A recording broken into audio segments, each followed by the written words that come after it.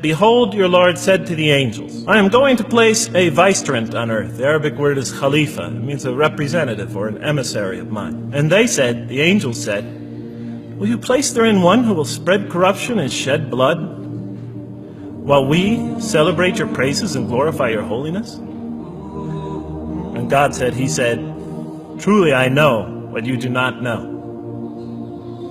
See, that's the verse that hooked me. That's the verse that caught my attention. That's the one that kept on making me read the story again and again and again. Because listen to the way it begins. Behold, your Lord said to the angels, I am going to place a representative of mine on earth, a vicegerent of mine, an emissary, one who acts on my behalf. I thought, that's not the way it goes. You're not supposed to be placing man on the earth in some positive role. You place man on earth as a punishment for his sin.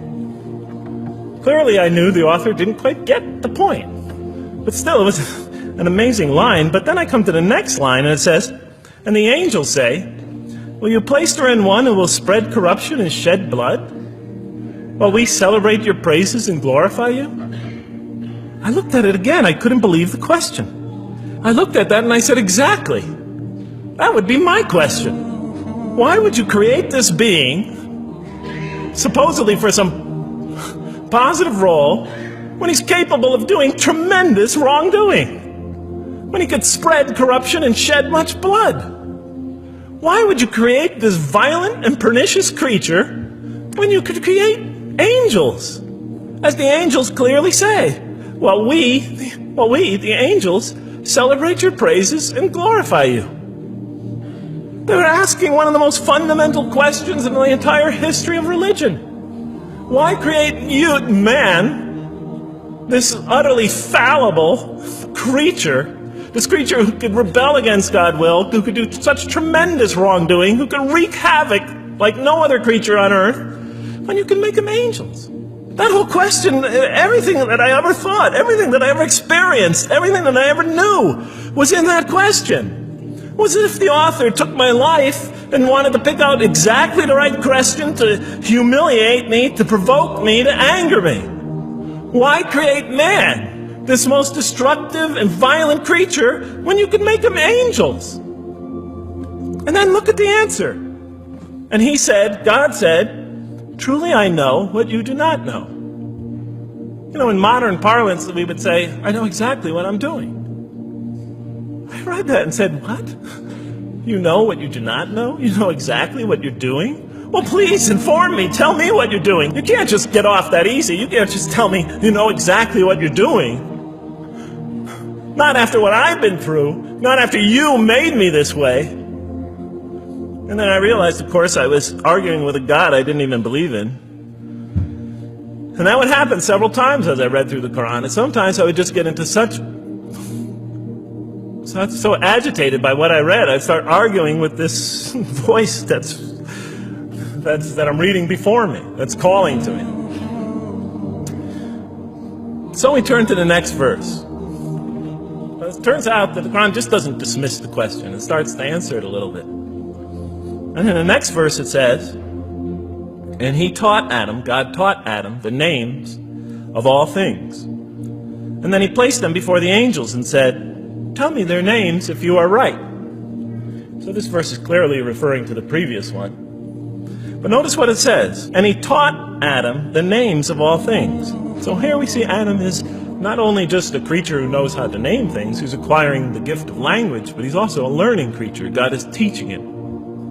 Now right here, right in this verse, and it'll come even clearer in the subsequent verses, that the very first thing that the Quran is going to emphasize here is man's intellect. He is a learning creature. He is taught. And what is he taught? What is one of the great intellectual gifts he's given in response to the angel's question? The gift of language.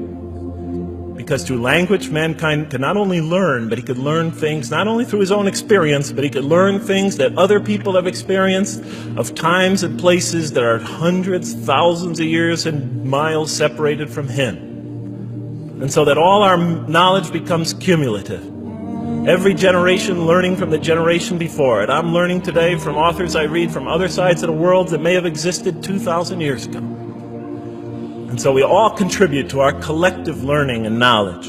And so what I'll see later in the Quran, And the Quran will emphasize this again and again and again. Like in one verse it says, read in the name of your Lord who created a man out of a tiny creature that clings. Read, it commands the reader. For your Lord is most bountiful. Why is he most bountiful? What great gift did he give you? For he taught man the use of the pen, and through it taught him what he otherwise could not know. And he taught Adam the names of all things. And then he placed them before the angels and said, tell me their names if you are right. Okay, you have this you have this natural question about this creation of mankind. Here, this mankind is this human being, this human creature is a learning creature. He has many intellectual gifts. Here, I'm going to place these things before you. Tell me their names if you are right about man. And what did the angel say? Glory to you. We have no knowledge except what you have taught us. In truth, it is you who are knowing, the wise. They say this task, this intellectual test that's put before them is beyond their grasp. And so in the next verse we read, and he said, "O Adam, tell them their names." And when he had told them their names, notice how it's just like it's nothing for him. For mankind, he has this phenomenal ability. And that's clearly the point of these verses. Even though I felt that the author didn't quite, it was as if I realized that he didn't misunderstand the story. He was taking one of the great stories in the history of humankind, one of the fundamental greatest stories in the history of mankind, and molding it and using it as a vehicle for an entirely original message. And God said, did I not tell you that I know what is unseen in the heavens and the earth? And I know what you reveal and what you conceal? In other words, didn't I tell you I know exactly what I'm doing? I looked at that. What question what did they reveal and what did they conceal? Why are you all looking at me like that? You're starting to scare me. You're all looking very serious. Am I losing you? Wow. Okay. So, they revealed the sinister and evil propensities of man. But what did their question conceal? And all you have to do is think about it for a minute.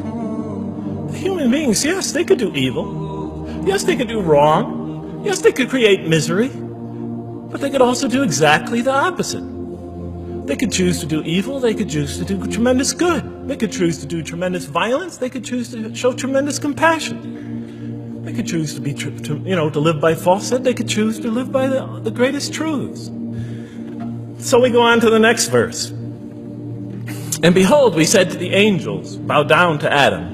And they bowed down. But not so Iblis. Iblis is like the father of Satan. He refused and was arrogant. He was of those who reject faith. An interesting statement. And notice why Iblis does not bow down. He refuses because he was arrogant. We often hear what's the root of all evil? In the West, it's always money, greed, etc. Here the Quran says that seems to be saying that the root of all evil is not always material wants. It's not always money. It's not always greed. At the heart of evil is arrogance. Putting yourself above all others. Of assigning to yourself special priority and neglecting the rights of others. O Adam, dwell you and your spouse in the garden and eat freely thereof what you wish. But come not near this tree, for you will be among wrongdoers. Then they make the mistake. But Satan caused them to slip and expelled them from the state in which they were. And we said, go all you down, some of you being enemies of others will be adversaries of others. Some of you will be adversaries of each other, and on earth will be your dwelling place and provision for a time. Let's go back from where we started. First, mankind is being taught. We see he's an intellectual being. Then we show he's a moral being. Moral being means he's a being that's going to have to make choices. And then God gives him this choice. It's not a huge deal. It's not the gravest sin in the history of humanity by any means. It's minor by any standards. They make it, though. We see that God originally intended to put man on earth as his vicegerent. When does God finally put him on earth? What signals that he's ready to begin? He makes his first independent choice. It's not the worst deed in the history of humanity. It's minor on anybody's scale. But it shows that mankind is ready to act on his own.